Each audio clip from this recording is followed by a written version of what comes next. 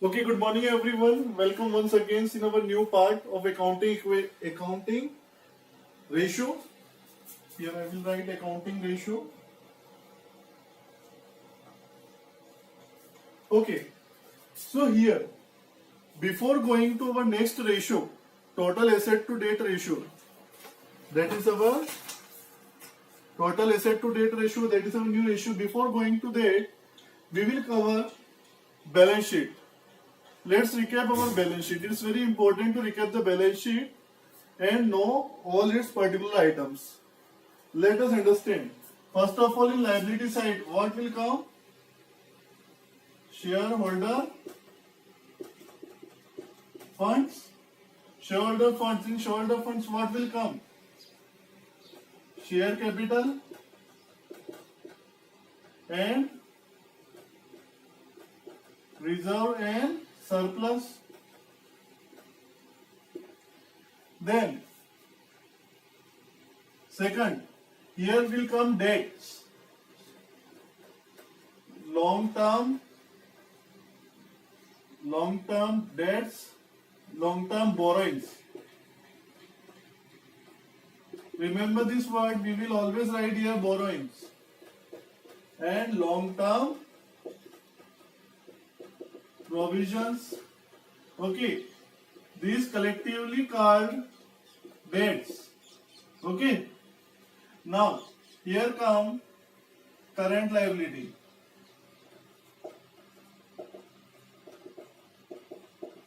In current liability, what will come? Outstanding expenses and creditors and short-term loans. This all will cover in the particular heading of current liability. Okay, here the amount will be written. Now, see on the asset side, first of all, what we'll write? Non-current assets. Non-current assets. In non-current asset, we will first cover fixed asset. Fixed assets are of two types, tangible or intangible.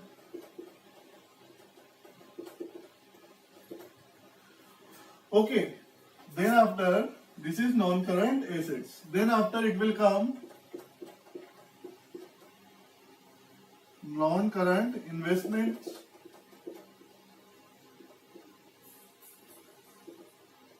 Non-current investments. And here one more thing can become. What is?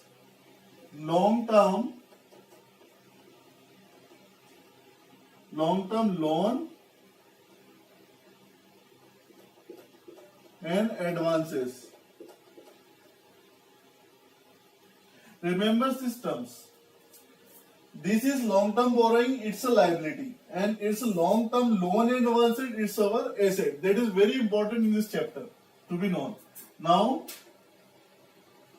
current assets include prepaid expense, bills receivable, debtor. These are all are cash, bank. These all are current assets. Here, bills payable. So, what are these? Current liabilities. So this is the performance of the balance sheet. In this, what you have to remember is why I have made the balance sheet. We have did it a lot of time. We have to remember the particular headings. Shareholder funds, long-term borrowing, long-term provisions always given in the question. Current liabilities, heading will be given. This item will be missing. So these are all items are included in current liability. Then after non-current asset, fixed asset is included in non-current assets. Non-current investments, long-term loan and advances. Remember this term. This is our asset. Most of the students do this mistake. Okay. Remember this. Now the current assets. Okay. Remember these headings. These are very important for you all. Now we are moving to our next topic, that is total asset to debt ratio. I am writing it here. This is our new concept, total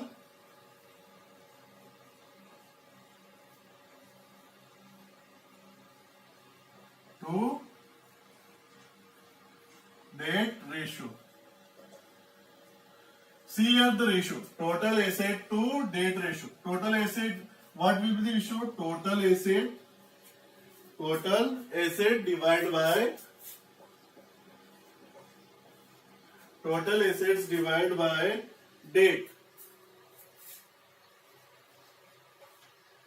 Remember this term. This is debts. Here will come long term debts.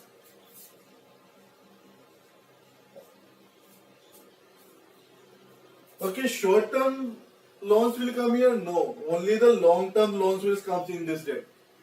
Remember this term.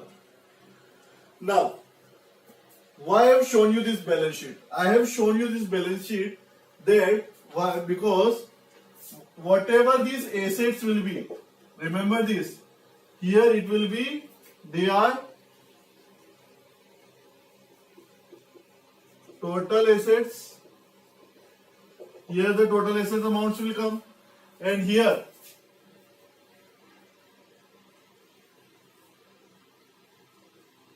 total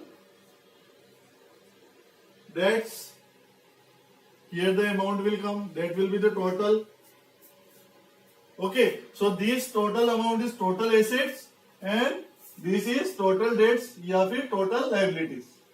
Clear to everyone? And this amount is always equal to it. Now, come to the question. Here we are talking total asset to debt ratio in solvency ratios.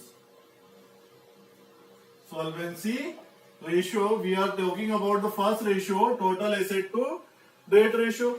So what is in the total ratio? Total asset divided by debts. Debt is long term debts. So total asset is, if we total all these assets, it will come total assets. And divide by debts. Which debts? These debts. Long term borrowing and long term provisions. Long term borrowing and long term provision is our long term debts.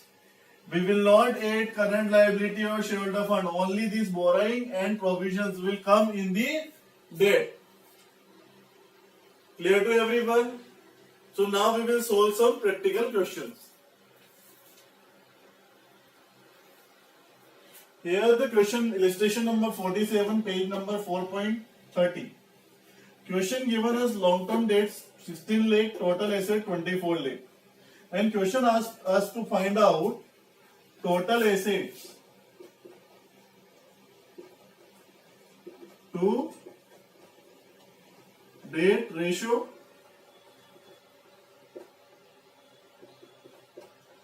So this we have to find out. How to find out total asset to debt ratio? I am writing it here. Total asset to debt ratio is equal to total assets divided by debts, or debts, which debts? Long term debts means udhar. Okay, so total asset is given to us 24 lakh and long term debts already given in the question 16 lakh.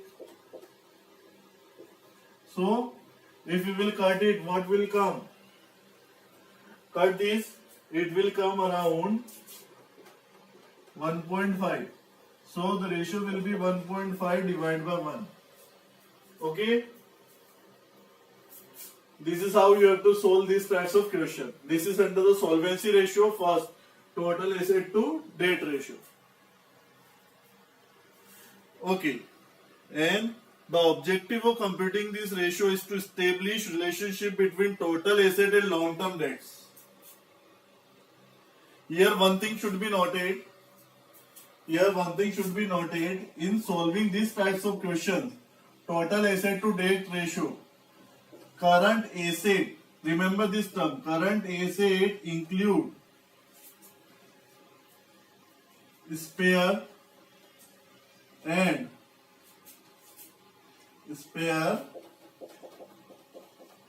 and loose tools. This is very important. Remember this note. For solving these types of solvency ratios, you have to remember that current asset include spare and loose tools. Before we are solving liquidity ratio, current ratio, and quick ratio, we are excluding it.